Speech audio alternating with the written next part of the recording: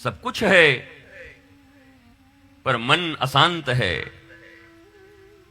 कई बार देश विदेश घूमते हुए जब लोग आते कई बार, तो पहले आधे घंटे अपनी चर्चा करते हैं, ये हम, ये हमारा बेटा, ये हमारा, ये वहां दामाद वहां पर है, बेटी वहां पर है, लंदन में, वो चाइना में, वो अमेरिका में, सब करते उड़ते हम कि हाँ ठीक है, आगे बताइए कुछ।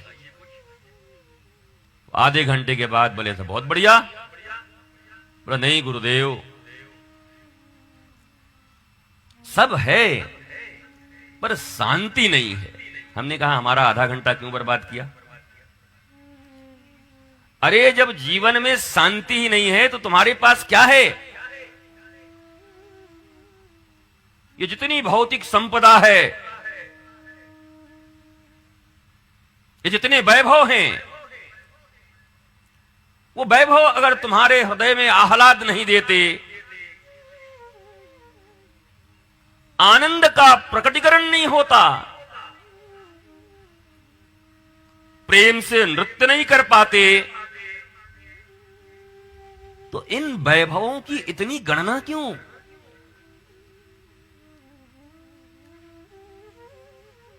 ये तो हमने मीरा के विषय में सुना कि कबीर एक बार देखने को आए कि इतना इनका चर्चा सुना, जरा देख कर आऊं।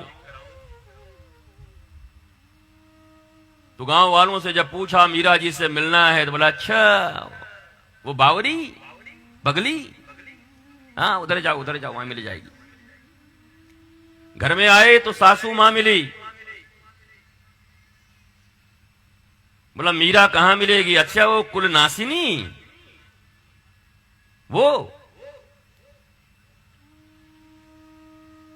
तो कबीरदास ने बड़ी प्यारी बात लिख दी,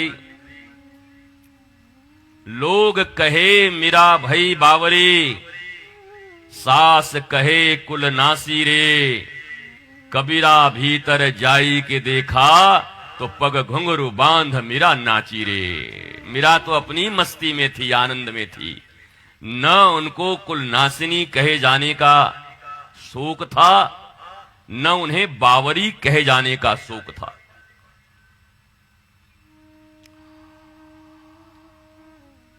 हनुमान जी महाराज हमें जीवन में बड़ा बैलेंस देते हैं, बहुत कुछ सिखा जाते हैं।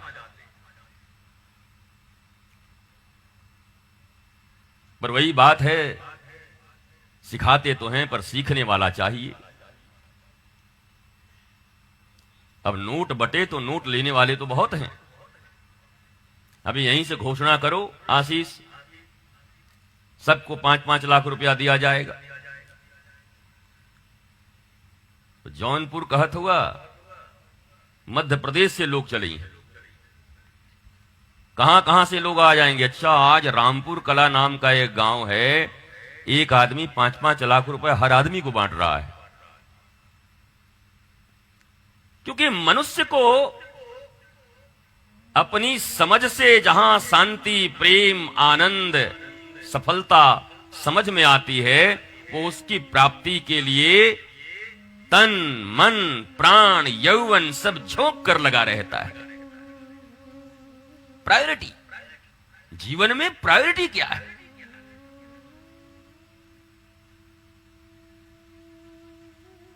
प्राथमिकता आपको पहले तय करना होगा।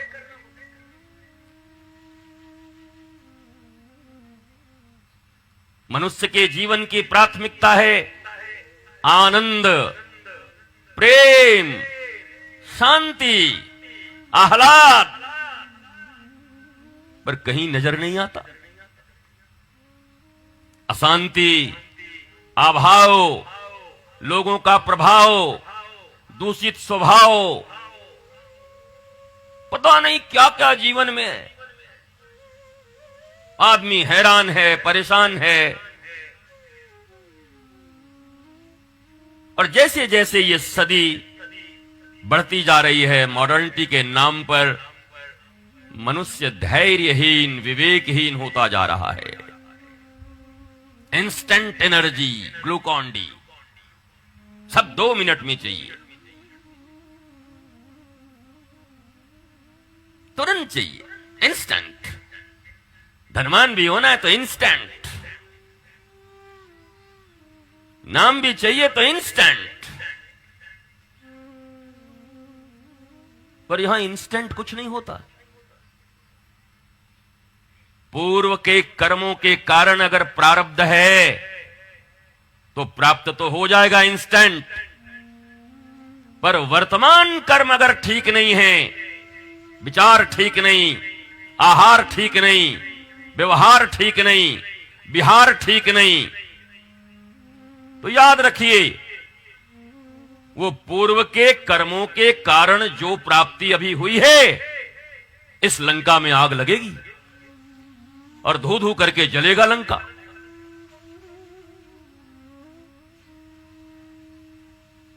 क्योंकि कई बार मनुष्य के मन में यह प्रश्न आता है कि जब सब डेस्टिनी तय है, हुई है वही जो राम रचि राखा, को करे तरक बढ़ा वही शाखा, तो जब सब पता ही है कि उन्हीं के द्वारा होना है, तो हम अब क्या करें?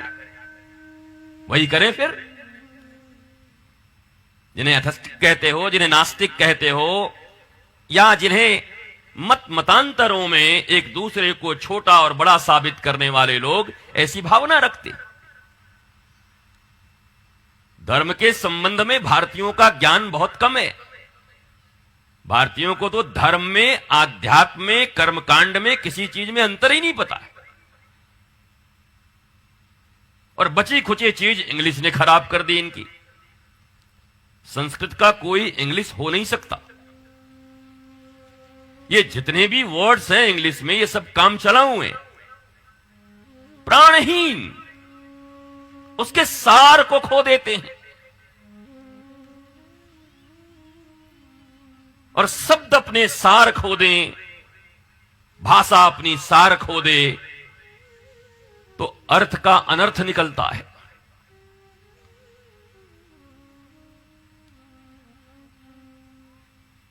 यह हनुमान चालीसा की उत्पत्ति आप सब भी जानते हैं। ऐतिहासिक प्रमाण के अनुसार अकबर के शासनकाल में बाबा तुलसीदास के ऊपर जो उन्हें पीड़ा दी गई, उन्हें कारावास दिया गया। उस कारावास में उन्होंने लिखा, लिपिबद्ध किया। और लोग बताते भी हैं कि उस समय कैसे आकर के बानरों के एक झुंड ने अकबर की इतनी बड़ी सत्ता और सैन्य सत्ता को मजबूर कर दिया कि उन्हें बाबा तुलसीदास को छोड़ना पड़ा, गोस्वामी जी को छोड़ना पड़ा।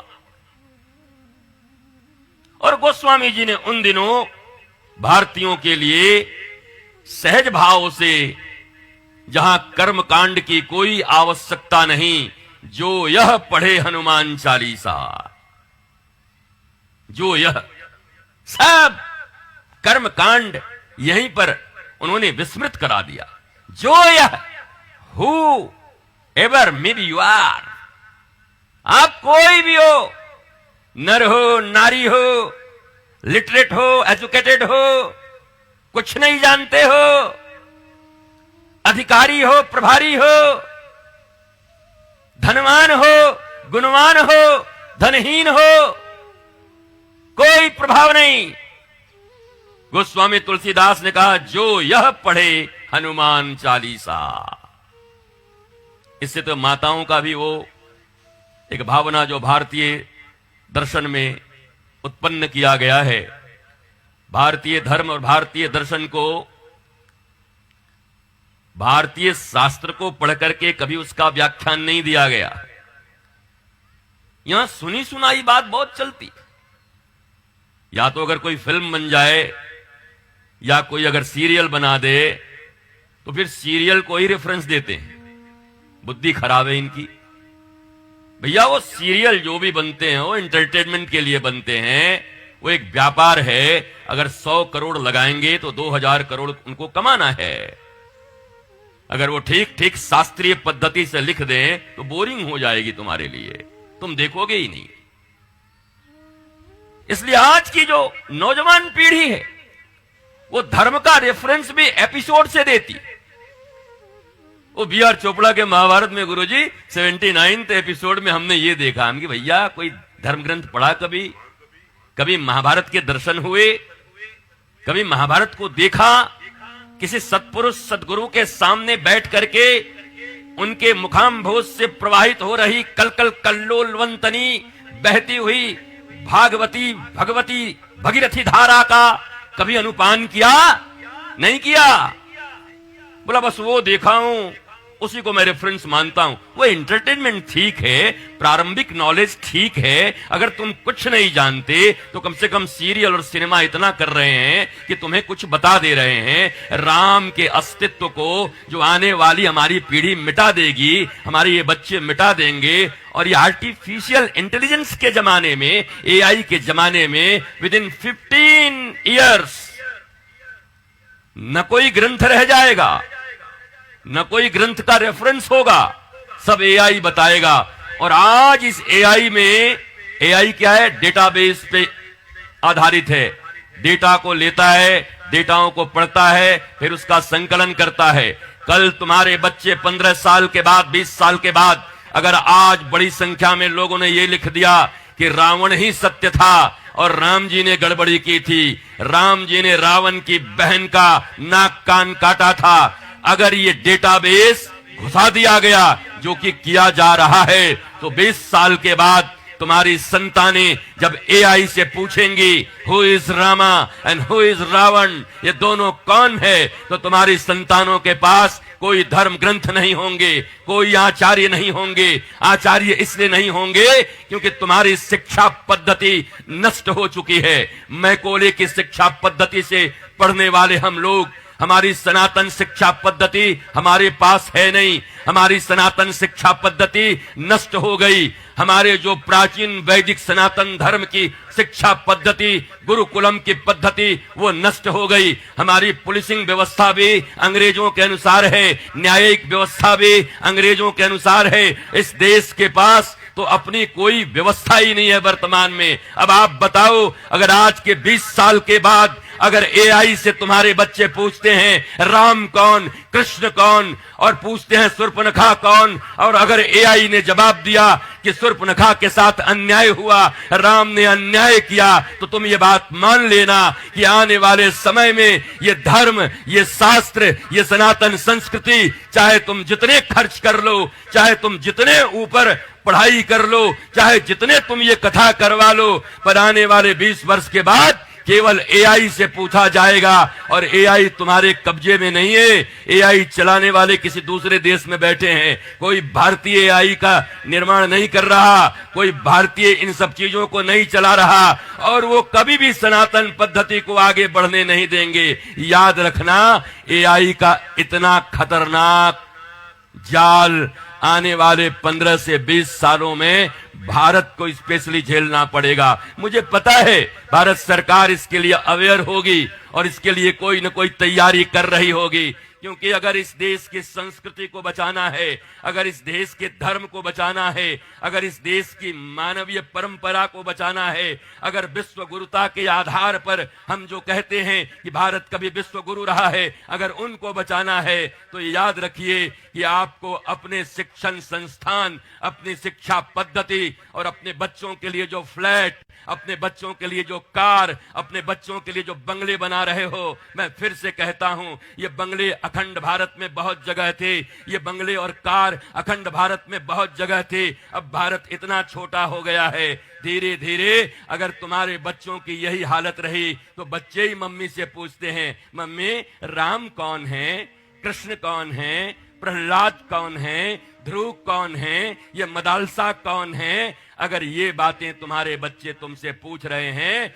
तो ये अंतिम पीढ़ी है। अगर इन्हें नहीं बताया गया तो याद रखना, आने वाले समय में ये जितने टेंट पांडाल लगे हुए देख रहे हो, आज तो बारिश प्रकृति और इंद्र देवता ने हिलाया था, आने वाले समय में ये लग ही नहीं पाएंगे, हिलाने की जरूरत नहीं पड़ेगी। इसलिए भारत को वास्तविक धर्म की जरूरत है, आध्यात्म की जरूरत है। और वास्तविक धर्म और आध्यात्म, मैं आपसे सत्य कहता हूं, अगर हनुमान चालीसा का मीमांसात्मक पाठ कर लिया जाए, बट मीमांसात्मक केवल कर्मकांड की दृष्टि से नहीं, मीमांसा करो हनुमान चालीसा की, और मीमांसा नहीं करोगे तो ये हनुमान चालीसा बस भूत और पिशाच तक आकर के रुक जाएंगे। बोला हनुमान चालीसा क्यों पढ़ते महाराज जी? बोला भूत पिशाच भाग जाता है। महाभूत तो तुम ही हो, महाप्रेत तो तुम ही हो, पिशाच तो तुम ही हो, तो तुम ही भाग जाओ हनुमान चालीसा से।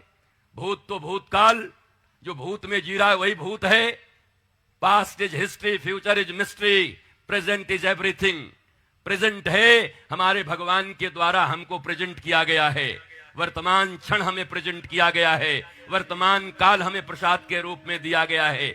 इसलिए ये कथाएं अगर मनोरंजन का साधन बन गई तो याद रखो आने वाले समय में कथाओं के आयोजन भी बंद हो जाएंगे। कथा मनोरंजन के लिए नहीं है, बल्कि कथा मनोमंथन के लिए है, जहां से विष भी निकले और अमृत भी निकले और उस अमृत का हम पान कर सकें। पर हम तो मनोरंजन के लिए करते हैं। हमारी सारी कथाएं मनोरंजन के लिए होती है। और उत्तर प्रदेश में तो भौकाल के लिए होती है। उत्तर प्रदेश का शब्द है भौकाल। का हो बड़ा भौकाल हो। अब कथा भी अगर भौकाल के लिए हो तो तुम्हें जगाएगा कौन? तुम्हारे जीवन को बचाएगा कौन? तुम्हारे भीतर वास्तविक धर्म का स्थापना कौन करेगा? धर्म संस्थापनार्थाय संभवामि युगे युगे, कौन करेगा? ये एक स्थान है जहां आचार्य बैठते हैं, जहां गुरु बैठते हैं, जहां व्यास पीठ पर व्यास जी आसीन होते हैं। अगर व्यास पीठ डर गई, व्यास पीठ बिक गई, व्यास पीठ में लोभ आ गया, तो ये समझ लो भारत की संस्कृति, सनातन पद्धति और भारतीय धर्म को बचाने वाला इस पृथ्वी पर कोई नहीं मिलेगा। बचा सकती है तो यही पीठ, और ये पीठ तब तक बचा सकती है जब तक वो निर्लोभ तरीके से भारतीयों को भारतीय धर्म का पाठ पढ़ाता रहे। तब ये व्यास पीठ से वास्तव में भारतीय समाज, भारतीय सनातन संस्कृति और विश्व गुरुता के भाव बच पाएंगे। इसलिए जब कथाओं में मैं कभी देखता हूं कि कथा भी देखो, कथा में सबसे दुर्भाग्यशाली कौन होता है तुम्हें पता है? आयोजक। आयोजक कथा नहीं सुन पाता। सब सुन लेते पर आयोजक नहीं सुन पाता। अब मेरा ऐसा मानना है जीवन में कि आयोजन के पूर्व आयोजन जितना करना कर लो, पर उस 24 घंटे में से 2 और 3 घंटे शपथ लेकर के बैठो कि ऐसा ऑटोनोमस बॉडी बनाएंगे, सब कुछ ऐसा स्पॉन्टेनियस यहां पर कार्य होगा कि उन 3 घंटों में, जिसको कहते हैं ना, परिंदा भी पर नहीं मार पाएगा, बल्कि हमारे कानों से होते हुए हमारे हृदय में भगवान के नाम और दिव्य ज्ञान आएगा और हमारा जीवन परिवर्तित हो जाएगा। यह कथा का उद्देश्य है। कथा का उद्देश्य और दूसरा कुछ नहीं है। श्री हनुमंत कथा हो रही है। हनुमान चालीसा का पहला दोहा श्री गुरु चरण सरोज रज, अर्थात किसी भी ग्रंथ का, किसी भी कार्य का इस दुनिया में एम होना चाहिए, लक्ष्य होना चाहिए। हनुमान चालीसा का लक्ष्य क्या है भाई? हनुमान चालीसा का भी तो कोई लक्ष्य होगा, हनुमत चर्चा का भी तो कोई लक्ष्य होगा। क्या लक्ष्य है इसका? तो बाबा तुलसीदास ही लिखते हैं, श्री गुरु चरण सरोज रज निज मन मुकुर सुधार। हनुमान चालीसा का एक ही लक्ष्य है, हमारे मन का सुधार हो जाए। जो मल से डूबा हुआ मन है वो निर्मल हो जाए। उस मन को विमल और निर्मल करने का उपाय है हनुमान चालीसा। अब ये 5 दिन के बाद तुम बताना हमको कि तुम्हारे भीतर कोई परिवर्तन आया कि नहीं, कि विधि सीखते रह गए कि महाराज जी भूत कैसे भागेगा। हमारा तो सीधा ये मामला है, एक बार जिसने भगवान पर भरोसा कर लिया, दिव्य शक्तियों पर जिनके विश्वास हो गए, उनके पास कहां भूत, कहां भात, कहां प्रेत, कहां पिशाच। भूत माने बीते हुए का सोचो और पिशाच माने भविष्य का। ये भूत पिशाच छोड़ दो, सबसे बड़े भूत पिशाच तो तुम ही लेके बैठे हुए हो। इसलिए हम कहते हैं इस भारत में आरटीआई लगाने के लिए, पत्रकार होंगे तो आरटीआई लगाएं। मोर देन 74% भारतीय लोग मेंटल एंजाइटी के शिकार हैं। क्या बात है, आपके यहां तो 21वीं शताब्दी आ गई, इतना पढ़ाई इतनी अच्छी, इतने कॉलेज, इतने स्कूल, पर ये 74% लोग मेंटल एंजाइटी के शिकार क्यों हैं? और यही संख्या पूरी दुनिया में 88% हो जाती है। More than 88% in whole world किसी न किसी रूप में मेंटल एंजाइटी के शिकार हैं। और अमेरिका का सुनोगे तो हंस जाओगे, दुनिया का दादा देश अमेरिका, 90% लोग मेंटल एंजाइटी के शिकार हैं। पैसा बहुत है, पढ़ाइयां बहुत है, सत्ता है, वैभव है, पर मानसिक अशांति घोर अमेरिका में है। दुनिया के 3 टॉप देश जिनकी इकोनॉमी भी टॉप, जिनका एजुकेशन भी टॉप, लिटरेसी और एजुकेशन में बहुत अंतर है। वो आप जो पढ़े लिखे हैं समझते ही होंगे। लिटरेट होना आसान है, एजुकेटेड होना आसान नहीं है। भारत लिटरेट बना रहा है लोगों को। भारत में लिटरेसी है, एजुकेशन नहीं है। एजुकेशन का है, किस बात का एजुकेशन? आप सब यहां बैठे हो, हनुमत कथा सुन रहे हो, और ये तो गांव है। गांव में आज भी भारत की संस्कृति बची है। रामचरितमानस का एक प्यारा सा चौपाई, प्रात काल उठ के रघुनाथा, मातु पिता गुरु ना वही माथा। जरा अपनी छाती पे हाथ रखो और घर में जितने बेटे बेटी हैं, और जरा सोचो कि प्रातः उठ करके तुम में से कितनों को दंडवत पहले तुम्हारे बेटे बेटी करते हैं। पहले माता को दंडवत करना, फिर पिता को दंडवत करना, फिर माता पिता और सब बच्चे मिलकर के गुरुदेव भगवान को दंडवत करना। बताओ, रामपुर कला के गांव में कितने परिवारों में यह संस्कृति अभी भी बची हुई है? राम कथाएं तो बहुत सुनी होगी, राम चर्चा तो बहुत सुना होगा आपने, राम जी की चारों तरफ धूम मची होगी, पर भगवान राम के रामचरितमानस के एक साधारण से चौपाई जो स्वयं रघुनाथ करते हैं, राम जिनको अपना आदर्श कहते हो, मर्यादा पुरुषोत्तम। अब ये बात करते ही लोग इधर उधर देखने लगते हैं, कई लोग, कि हम तो सुन ही नहीं रहे हैं। क्यों? दिल में लग गई, हृदय में लग गया। जब बच्चा छोटा था, इतना बड़ा, तब तो वो गीली मिट्टी था, तुम्हारे बस में था। उस समय उस गीली मिट्टी से सुराही क्यों नहीं बनाया? घड़े क्यों नहीं बनाए? उस समय क्यों नहीं खपड़े बनाए जिससे घर में बारिश रुक जाए? उस समय क्यों उस गीली मिट्टी से गांजा पीने का चीलम बना दिया उसको? बताओ, तुम्हारे हाथ में था ना। इसलिए कोई भी माता पिता अगर अपने संतानों के विषय में कुछ बोलता है कि मेरा संतान उपयुक्त नहीं है, मेरा संतान संस्कारी नहीं है, तो फिर वहां पर ये बात याद रखना चाहिए, बुरा जो देखन मैं चला, बुरा न मिलया कोई, और जो दिल ढूंढा आपनो मुझसे बुरा न कोई। खुद सोचो, तुम्हारे ही गर्भ में 9 महीने तक पला हुआ वो बच्चा तुम्हारे ही गर्भ में पला है। उस समय तुम्हारे जो संस्कार होते, अरे हिरण्यकश्यपु जैसे असुर राक्षस के घर में प्रहलाद जैसा दुनिया का सबसे बड़ा नारायण का भक्त और हरि का भक्त उत्पन्न ले लेता है। बापई जिसका सबसे बड़ा असुर हो, भाई सब असुर हो, 3 के तीनों, और तो और दुनिया में गुरु संस्कार देते हैं, पर उनके गुरु भी संड अमर्क, शुक्राचार्य के दोनों बेटे संड और अमर्क, वो भी दोनों वैसे ही थे, वो भी वही विद्या सिखा रहे थे।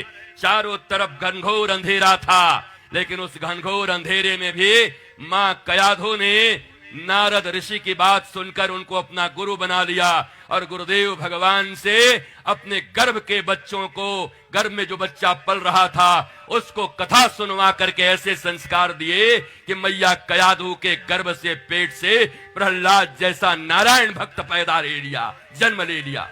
बताओ, तुम कहते हो हमारा गांव खराब, हमारा परिवार खराब, हमारे परिवेश खराब, क्या करें महाराज, क्या करें गुरु, यहाँ दारू पीने वाले लोग बहुत हैं, क्या करें, हमारे गांव में लोग बिगड़ गए हैं। अरे जिसके घर में स्वयं असुर उसका बाप हो, उसके भाई हो, गुरु भी वही सिखाते हो, सारा का सारा राज सत्ता आसुरत्व का पढ़ाई पढ़ाता हो, उस आसुरी राज में इतना बड़ा भक्त कैसे जन्म ले लिया? There is no excuse. ये जो एक्सक्यूज करने वाले लोग हैं वो वास्तव में न अपना मंगल कर सकते हैं न भारत का मंगल कर सकते हैं। और भारतीयों की आदत हो गई एक्सक्यूज, कुछ भी एक्सक्यूज मी, ये तो तुम्हारा वर्ड ही नहीं, एक्सक्यूज मी एंड सॉरी, इन दो वर्डों में तुम्हारी संस्कृति के बंटाधार लग गए। Mama excuse me, dad excuse me, sorry mom, sorry dad. ये कौन सी भाषा है जिसको अपनी भाषा से प्यार नहीं? मैं तो बड़ा खुश हुआ जब आशीष को अपने पिताजी से या यहाँ के लोगों से अपने गांव की भाषा में, और मैं बृजभूषण बाबू को हमेशा देखता हूं अपनी भाषा में, जब जब बोलते अपनी भाषा में ही बात करते हैं। ये बतिया समझ ला, हम बताए देते हैं, हमें बड़ा अच्छा लगता है कि अपनी भाषा, अगर जिसने अपनी भाषा को पकड़ रखा है, आपको भी यही कहता हूं, अरे इंग्लैंड में पढ़ने वाला कोई बच्चा छोटा अगर हिंदी नहीं बोल पाता तो उसके लिए यह शर्म का विषय नहीं है, क्योंकि इंग्लैंड की भाषा, लंदन की भाषा अंग्रेजी है, हिंदी नहीं है। वो गड़बड़ हिंदी बोलेगा ही, हे मैन कहां जाता क्या खाता, हे आता है क्या जाता है क्या, वो गलत ही बोलेगा, क्योंकि हिंदी उसकी भाषा नहीं है, उसके लिए लज्जाजनक विषय नहीं है। इंग्लैंड का कोई बच्चा अगर इंग्लिश न जाने तो उसके लिए लज्जा का विषय है। वैसे ही है भारतवासियों, अगर तुम अंग्रेजी नहीं जानते तो ये तुम्हारे लिए लज्जा का विषय नहीं है, बल्कि अगर तुम भारत में रहते हुए, उत्तर प्रदेश में रहते हुए और गोंडा और जौनपुर में रहते हुए यहाँ की भाषा नहीं जानते तो ये तुम्हारे लिए लज्जा का विषय है। ये भाषा जानो, ये भाषा सीखो, ये तुम्हारी अपनी भाषा है। पर हमें इतनी हीन मान्यता के बोझ से भर दिया गया है, inferiority complex, there is only one complex, superiority complex होता ही नहीं है। इन्फीरियरिटी कॉम्प्लेक्स वाले लोग ही सुपीरियरिटी फील करते अपने आप को, अंग्रेजी तो यही कहती है। आप इतने हीन मन्य क्यों हैं? भगवान का नाम दीन बंधु दीनानाथ है, हीन बंधु हीनानाथ नहीं है। कभी हीनों को भगवान नहीं मिलते, कभी सुना है हीन बंधु? हे हीन बंधु भगवान, दीन बंधु। दैन्यता के सिंहासन पर भक्ति विराजती है, दैन्यता के सिंहासन पर रघुराज विराजते हैं, रघुनाथ विराजते हैं, कृष्ण विराजते हैं, भक्ति देवी विराजती है। पर हमारा जीवन हीन हो गया, हम इन्फीरियरिटी कॉम्प्लेक्स में जिए जा रहे हैं। कहो रामपुर पला में असिसवा हेलीकॉप्टर उतार देहलस, रुके के बतावत है, ये हीन मान्यता। जरा ये सोचो कि अगर रामपुर कला में आज ये दिव्य कथा हो रही है तो ये दिव्य कथा किसी व्यापार और साधारण व्यवहार के लिए नहीं, बल्कि रामपुर कला उत्तर प्रदेश और भारतीयों के लिए सनातन संस्कार के लिए हो रहा है। और ये कराने वाला बेटा धन्यवाद का पात्र है, हमें धन्यवाद देना चाहिए। हमारे जीवन से जब से धन्यवाद निकल गया तब से हम भी बर्बाद हो गए, कोई आबाद नहीं है। धन्यवाद गया, तुम बर्बाद हुए। धन्यवाद देना एक बहुत बड़ा कला है, और जिस मनुष्य के हृदय में सहजता नहीं है, जो मनुष्य सहज भाव से किसी की उन्नति प्रगति नहीं देख सकता, निश्चित जानो न वो स्वयं कभी उन्नत हो सकता है, न उसके परिवार परिजन और आने वाली पीढ़ियों में कोई उन्नत हो सकता है। तुम अपने ही घर में खुद आग लगा रहे हो, तुम अपनी ही जिंदगी को बर्बाद कर रहे हो। इसलिए जीवन में कोई उन्नत होता हुआ मिले, अगर जीवन में कोई आगे बढ़ता हुआ नजर आए, दृष्टि पड़े, तो सच्चे हृदय से परमात्मा को प्रणाम करके कहना, प्रभु हमसे तो नहीं बना, पर इस भाई ने ऐसा किया है, मेरी शक्ति भी इसको दे देना नाथ, मेरे भी शुभ कर्मों का फल इसको दे दो, ताकि ये समाज का काम कर सके, ताकि ये राष्ट्र का काम कर सके। यहां दो नंबरी चीजें नहीं चल सकती। और क्षमा करो, व्यासपीठ पर बैठने के बाद न काहू से दोस्ती न काहू से बैर, फिर यहां बात वही होगी खरी खरी, और यही खरी बात तुम्हारे हृदयों को झिझोड़ेगी। मैंने पहले ही कहा है, मनोरंजन कराना हो तो कुछ और बुलाओ। मनोरंजन चाहिए तो पूरी दुनिया मनोरंजन के पीछे भाग रही है, पर मन में जो कसक है, मन में जो अभाव है, मन जो बहुत दुखित है, आधि, व्याधि, उपाधि, ये 3 चीजों से तो सभी बर्बाद हैं। आधि अभाव को कहते हैं, व्याधि शरीर में उत्पन्न हुए भौतिक किसी रोग को कहते हैं, उपाधि होने के बाद जो दुख है उसको उपाधि कहते हैं। न हो, पाने की तमन्ना हो, उसे आधि कहते हैं, अभाव। शरीर इत्यादि में अनंत रोग व्याधि कहते हैं। और चीज आ गया पर अब वो दुख दे रहा है। विवाह नहीं था तो घूम रहे थे, बड़ा दुख था, आधी। अब हो गई तो वकील पकड़ते घूम रहे हैं कि महाराज बहुत बड़ी उपाधि हो गई, अब जान बचाओ। तो ये 3 चीजें हैं दुनिया में, और इन्हीं तीनों में तुम भी फंसे हुए हो, हम भी फंसे हैं, सब फंसे हैं। क्या इन तीनों से मुक्ति का कोई उपाय है? क्या धर्म सिर्फ तुम्हें छोटे छोटे लोभ करने के लिए बताया गया है? अगर धर्म का उद्देश्य भयभीत करना हो तो ऐसे धर्म को मानना छोड़ देना चाहिए।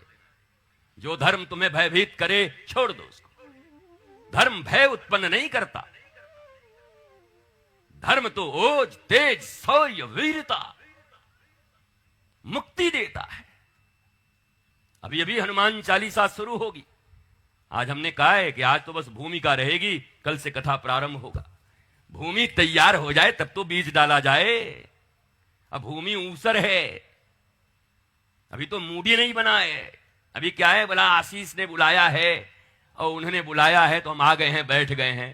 का करवा निमंत्रण हमारा हल तो बैठे के पड़ी ना। तो भूमिका अभी तैयार नहीं है।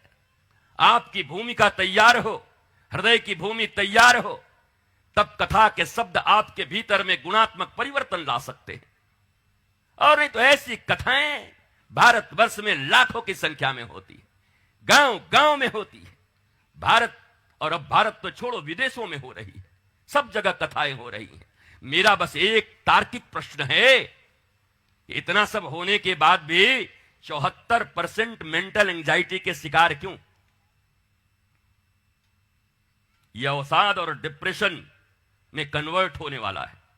फुली डिप्रेस्ड लोग, वही 21वीं शताब्दी में हो, विज्ञान में जी रहे हो, साइंस को मानते हो, इतना प्रगति कर लिया है आपने,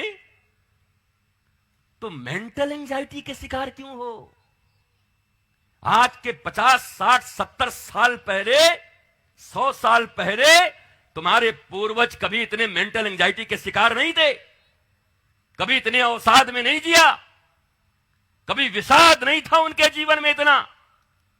अगर प्रगति कर लिया आपने विज्ञान के माध्यम से, इकोनॉमी आपकी ग्रोथ कर गई, लिटरेट हो गए, तो आपको इसका परिणाम भी मिलना चाहिए था। तो परिणाम तो उल्टा मिल गया।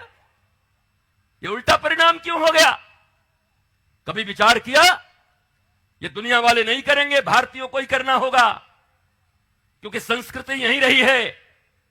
विश्व गुरु तुम रहे हो, विश्व को गुरुता का पाठ, ज्ञान का पाठ तुमने पढ़ाया है, इसलिए विचार भी यहीं से उत्पन्न होगा। और ये इतना सहज प्रश्न है कि दुनिया के लोगों को चिंतन करना चाहिए। सब कुछ बढ़ रहा है, मशीन बढ़ गए, यंत्र बढ़ गए, ताली बजाने से सारे काम चल रहे हैं आजकल, जेस्चर से। ऐसे ऐसे बजाओ मिक्सी चालू, ऐसे बजाओ लाइट चालू। अब तो आंखों के इशारे से सब कुछ हो रहे हैं। और चली गई वो समय हमारे दादियों की, चक्की से पीस पीस के खुद खवाती हमें, सिललोढ़े पे मसाला पीस के खवाती हमें, खेती कर करके और कोले बाड़ी में लगे हुए और गैया के गोबर से, गोवंश के गोबर से उत्पन्न हुए सुंदर ऑर्गेनिक सब्जी खिलाती हमें। और 100-100 साल की आयु होती, 90 साल में भी चश्मे दिखाई नहीं पड़ते थे, दांतों में सुपारी पकड़ करके 90 साल की बूढ़ी माता दबा दे तो सुपारी टूट जाती थी। अभी 16 साल का आदमी दबा दे तो दांत अंदर चला जाएगा, सुपारी बाहर आ जाएगी। कहां गए? हेल्थ गंवाया, चैन गंवाई, सुख गंवाया, आह्लाद गंवाया। हमारे परिवार सामूहिक परिवार हुआ करते थे, 4-4 दादाजी, उनके 4-4, 5-5 बच्चे, एक घर हुआ करता था। 80-80, 100-100, 150-150 लोगों का परिवार हुआ करता था। मैं खुद रहा हूं उसी परिवार में, 90 लोगों का परिवार, और बीच में तुलसी का बिरवा, और चारों तरफ से दादाजी लोग निकलते, उनके बच्चे निकलते। तब भी बड़ा आनंद था जी, आह्लाद था, मस्ती थी। हम दो हमारे दो, और उसका भी शादी कर दो तो फिर फ्लैट अलग दो, वो भी फ्लैट अलग दो उसको। अब बच गए 2, बूढ़े और बूढ़ी। अब बूढ़ी बूढ़ा को कोसे, तोहरे कारण सब भैल हो, लइकवा पर ध्यान नहीं दिला। हम नहीं दिली तो ही चढ़ैले रहलू मथवा पर, अब का भैल बतावा। हम बढ़िया काशी में बहुत दिन रहे, तो काशी की भाषा हमने सीखी है, और इधर मिलती जुलती होगी, काशी जौनपुर सब कुछ न कुछ मिलता जुलता ही होगा। अब आशीष के यहां आए हैं तो इधर की भी भाषा सीख लेंगे, कुछ दिन के बाद गोंडा जाएंगे तो गोंडा वाली भाषा सीख लेंगे। हर भाषा सीखना है। 22 भाषा तो मैं अभी जानता हूं, और भाषा और जानता जाऊंगा। भाषा जानो, पर भाषा जान करके उस भाषा में प्राचीन संस्कृतियों को अपने और अपने परिवार के भीतर लाओगे कैसे? ये शर्म और संकोच मत करो कि लोग क्या कहेंगे। अगर कॉन्वेंट में बेटे को न पढ़ाया तो लोग क्या कहेंगे। अरे अरबपति रहो, करोड़पति रहो, पर कहीं संस्कारी विद्यालय मिले तो कहना हमें कुछ जरूरत नहीं, हमें 2 पैसे और रोटी कमाने के लिए इतनी मेहनत नहीं करनी है। हम अपने बच्चों को संस्कार देंगे। और याद रखना, भारत में जब तक गुरुकुलम की पद्धति थी तब तक भारत विश्व गुरु था। भारत के गुरुकुलम से निकले हुए छात्र, भारत के लोग बाहर के लोगों को नौकरी देने के योग्य हुआ करते थे, नौकरियां मांगते हुए घूमा नहीं करते थे। ये भारत की सनातन गुरुकुलम वैदिक परंपरा थी। कहां नष्ट कर दिया? मैकोले की शिक्षा व्यवस्था ला करके। ये भारतीय अपने आप को पढ़े लिखे कहते हैं। मुझे बड़ा संकोच होता है जब कोई कहता है मैं ये हूं, मैंने पीएचडी किया, मैंने ये किया, मैंने वो किया। हमने भी किया हुआ है, हम भी डॉक्टर हैं, तो क्या हो गया? कोई काम नहीं आती वो विद्या हमारी, वो कोई विद्या काम नहीं आई।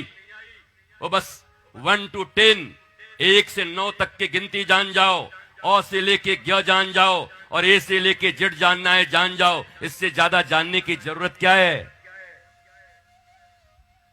क्या पा गए? क्या मिल गया? घर में 2-2 आदमी डिप्रेशन में है। भारतवर्ष में सबसे फलता फूलता धंधा है साइको पेशेंट की काउंसलिंग करने वाले लोगों की। 5000 लेंगे, 1 घंटे की काउंसलिंग करेंगे। तुम्हारे दुख सुनने के भी 5000 रुपए लेते हैं। कोई सुनने वाला नहीं है दुनिया में। ये डिप्रेशन क्यों आता है पता है? कोई सुनने वाला नहीं है, तो फिर उसको पकड़ते हैं। वो 5000 रुपए लेता है और कहता अपना दुख सुना, मैं सुनने को राजी हूं। दुख सुनाने के 5000 रुपए देते हैं। बताओ भारतीयों, आपका इतना बड़ा परिवार परिजन, आपके घरों में इतना आनंद आह्लाद, इतने प्राचीन त्योहार, इतने व्रत, इतने उमंग, इतने आह्लाद, और आज तुम एकांत पड़ गए, अकेले पड़ गए, डिप्रेशन में पड़ गए। क्यों इतने हाहाकार हैं? मैंने कहा तो 70 से 80 साल के बीच में सबके गुब्बारे फूटेंगे। चाहे इस दुनिया के सबसे बड़े दादा रहो, अमेरिका के प्रेसिडेंट, या यहां जौनपुर में रिक्शा चलाने वाला कोई हो, 70 से 80, 90 साल में गुब्बारा फूटना ही है।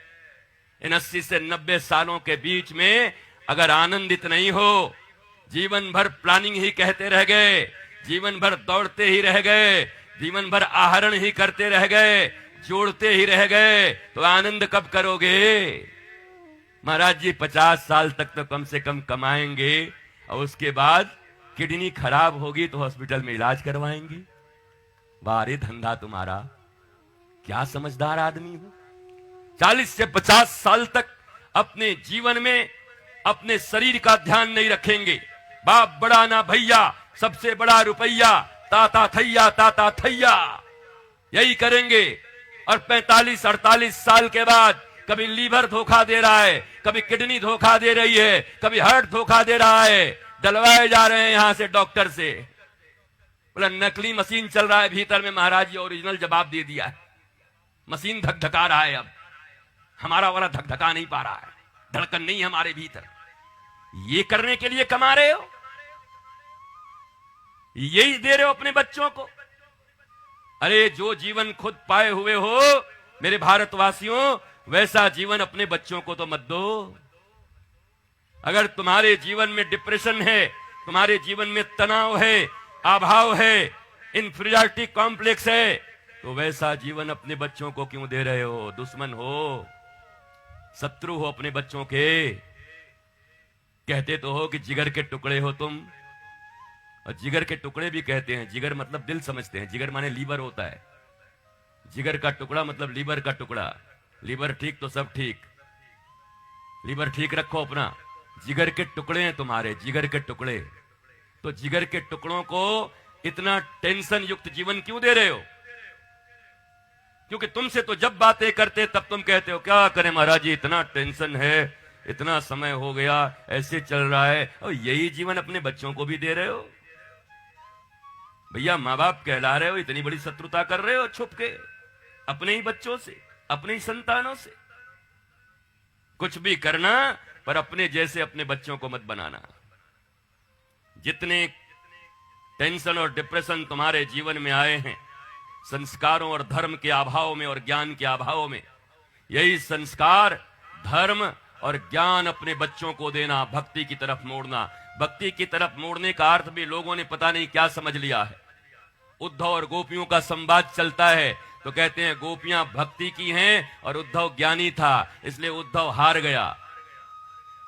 भैया धर्म की मीमांसा ठीक से करो। हमारे गुरुदेव हमको कहा करते थे, मर्म न जाने धर्म बखाने। मर्म जानता नहीं और धर्म का व्याख्यान देने बैठ गया। पहले मर्म खुद जानो। आज के किसी माता पिता से अगर बच्चे कुछ पूछ दें, कोई भी हिस्टोरिकल चीज, कोई भी अपने धर्म की बात, चल फालतू जा तू बैठ कर पढ़ाई कर, फालतू सवाल इधर से उधर। बेचारी खुद नहीं जानती, मम्मी क्या बताएगी। मम्मी से पूछो मदालसा कौन, तो बोले कौन है बहनी? कहा हमरे गौवा में वही रही, कहा रमेश के बहू तनाई हैं। इनको मदालसा का पता नहीं है। जिन्होंने अपने छोटे छोटे बच्चों को सेल्फ रियलाइज पर्सनालिटी बना दिया, आत्मज्ञानी, the beginning of real spirituality, जो who am I, why I am here, what I am doing. यह है स्पिरिचुअलिटी। कोहम कस्वम कुतायातम जन्मादस्यत्र ब्रह्मसूत्र। पर आपको तो कुछ मालूम ही नहीं। आपको तो बंगले बनाने, आपको तो अभी 2 बेड का है तो 4 बेड का लेना है, कार लेने। बड़े बड़े बैठे थे अफगानिस्तान और बांग्लादेश और पाकिस्तान में लेके कार और व्यापार। इधर ही नजर आते हैं कहीं दिल्ली के आसपास में किसी रिफ्यूजी कॉलोनी में। कहां है बुद्धि? कैसे कहते हो कि मैं एजुकेटेड हूं? तुम्हारे बच्चे अगर तुमसे किसी दिन पूछ ले कि आपका ये हाल है एजुकेशन का, आपको अपने देश आने वाली पीढ़ियों का भविष्य नहीं दिखाई पड़ रहा और अपने आप को पढ़े लिखे कहते हो, समझदार कहते हो, क्या जवाब दोगे? कैसे जवाब दोगे? और जब ऐसी बातें करता हूं तो लोग इधर उधर देखने लगते हैं। ये बाबा ना, ये आशीष बोले रहे कि हनुमान कथा हो ही, ये तो एकदम हमन के ऊपर पड़ गए हैं। ये कौन कथा चलत है भाई? कथा वो है जो आपके जीवन की व्यथा को हर ले। और याद रखो, हनुमान कथा तो बाकी 4 दिन में करूंगा ही, पर आज तुम्हारी धुलाई और पुछाई ठीक से मैं कर देता हूं। तुम्हारे अहंकार, तुम्हारे वैभव, तुम्हारा ये अप्रोच कैसा अप्रोच है? बड़ा ही बहुत साधारण अप्रोच है कथा के प्रति। आवा तनी बैठल जाए, घूम रहे हैं, भाग रहे हैं, आ रहे हैं, जा रहे हैं, मोबाइल देख रहे हैं। भैया तुम्हारे बीच कथा कर रहा हूं, यही बहुत बड़ी बात है। ऐसे लोगों के बीच कथा की जाएगी? तय कर लो मोबाइल देखना है या 3 घंटे हनुमान जी के साथ बैठना है? यार टाइम हो तब आओ, डेडिकेटेड होके आओ। अलवर राजस्थान से आए हैं, भली भाई भाव उनका बना और वो यहां कथा सुनने के लिए आए हैं। आप देखो 10 तारीख को 9 तारीख को उनकी टिकट थी, हॉलैंड से सेंड्रा आई हैं, हॉलैंड से। पर जब उन्होंने सुना अंतिम समय में कि गुरुदेव की कथा है हनुमान जी के ऊपर में, तो उन्होंने सारे टिकट कैंसिल करा करके और कथा सुनने के लिए यहां रामपुर कला आ गई, हॉलैंड से कथा सुनने के लिए। तुम्हारे भीतर तो कथा के प्रति कोई भाव ही नहीं है भारतीय लोगों के भीतर। ये तो पता नहीं कहां घूम रहे हैं, कौन सी दुनिया में कौन सा वैभव दिखा रहे हैं, आगे से चकाचक पीछे सफाचट। जिंदगी ऐसे ही हो गई है आपकी, चकाचक दिख तो रहे हो पर घर परिवार संसार और आने वाली पीढ़ियों की हालत सफाचट है। कभी सोचते भी नहीं, कभी दया भी नहीं आता। आपके माता पिता ने कम से कम ऐसा भारत छोड़ा है कि आप जी पा रहे हो।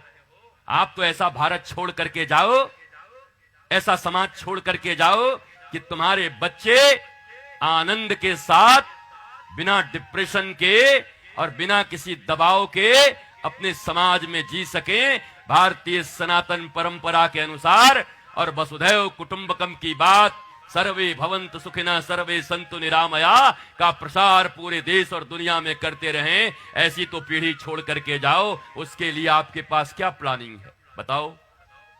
बोलो कोई प्लानिंग हो तो। सब सरकार के ऊपर। क्या करें, सरकार की शिक्षा नीति ही ऐसी है। अरे सर, स्कूल सरकारी है, अस्पताल सरकारी है, पंचायत भवन सरकारी है, पर क्या बच्चे भी सरकारी हैं? बोलो, बच्चे सरकारी हैं? किसके हैं? तुम्हारे हैं, तुमने जन्म दिए हैं। अगर बच्चे सरकारी नहीं तुम्हारे हैं तो जिम्मेवारी भी तुम्हारी है। अगर उन्हें सनातन का संस्कार नहीं मिल रहा तो सनातन संस्कार देना।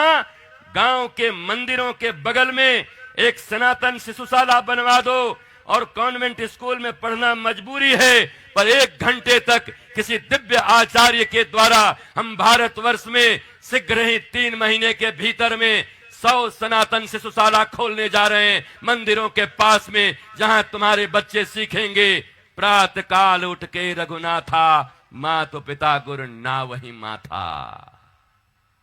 भगवान राम का वनवास हो रहा है, उसके बाद भी उनके चेहरे पर मलिनता नहीं है।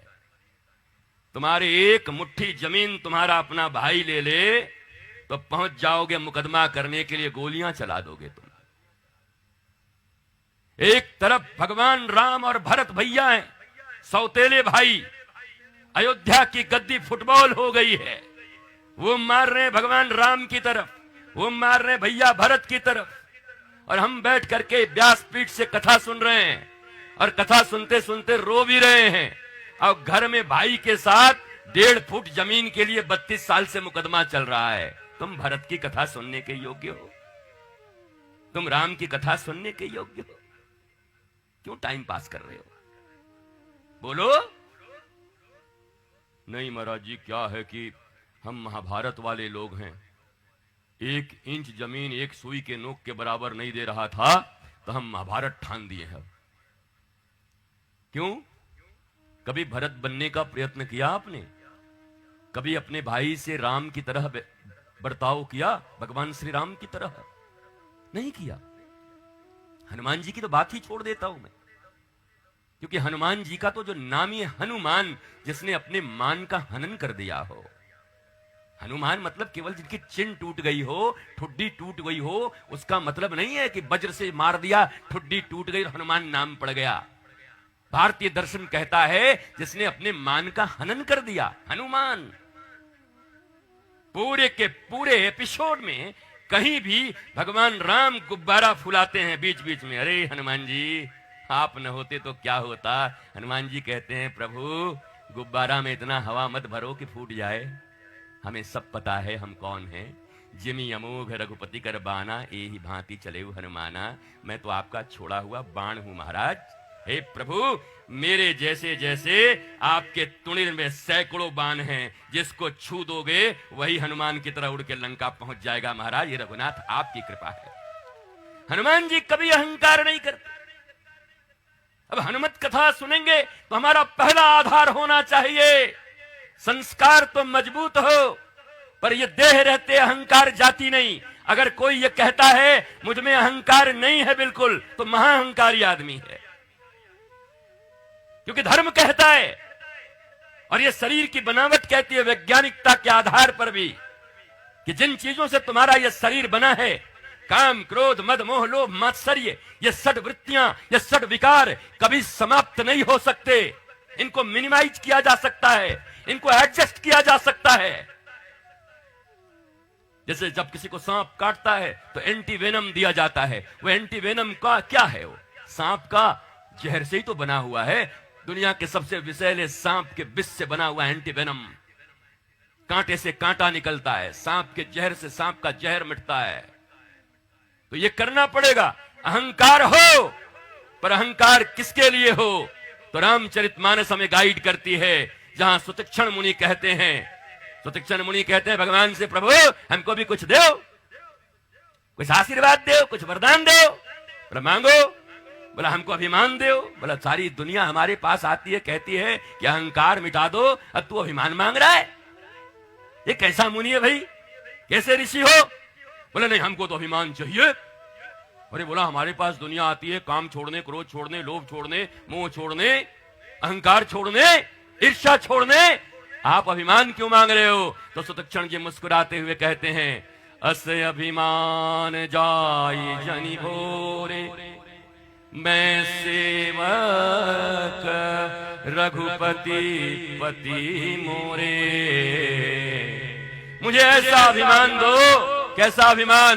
बोला दुनिया का सारा अभिमान मिट तो मिट जाए, पर एक अभिमान न मिटे। बोला कौन सा अभिमान? बोला मैं रघुपति का सेवक और रघुपति मेरे स्वामी हैं, इस बात का अभिमान मुझे चाहिए। ये बात अपने सदगुरु के लिए भी चाहिए, ये बात अपने माता और पिता के लिए भी चाहिए, ये बात अपनी संस्कार और संस्कृति के लिए भी चाहिए, ये बात अपनी भाषा और लिपि के लिए भी चाहिए, ये बात अपने देश और समाज और राष्ट्र के लिए भी चाहिए। ये होना चाहिए हमारे भीतर में, ये अभिमान जरूरी है।